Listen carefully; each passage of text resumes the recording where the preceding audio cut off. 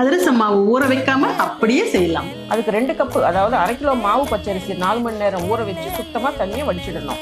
அரிசியை 2 நிமிஷம் அப்படியே விட்டு வச்சு தண்ணி இல்லாம இது மாதிரி ஈரமா இருந்தா போதும். இந்த அரிசியை கொஞ்சம் கொஞ்சமா மிக்ஸி ஜார்ல போட்டு இது மாதிரி நைஸா அரைச்சி சலிச்சுக்கணும். சலிச்ச மாவை இது மாதிரி அழித்து வச்சுட்டு ஒரு பாத்திரத்துல அரிசி அளந்த அதே கப்ல 2 கப்பு, அதாவது 1/2 கிலோ பொடிச்ச வெள்ளத்தை போட்டு 1/2 கப்பு தண்ணியை ஊற்றி வெள்ளத்தை நல்லா கரைச்சி வேற பாத்திரத்துல வடிகட்டிக்கலாம். வடிகட்டின வெள்ளை கரைசல மீடியம் ஃப்ளேம்ல வச்சு கொதிக்க விட்டு இது மாதிரி தண்ணியில விட்டு அடிக்கடி செக் பண்ணி சாஃப்டா உருண்டை பிடிக்கிற பதத்துக்கு வரும்போது அரிசி மாவை கொட்டி கட்டி இல்லாம கிளறி விடணும்.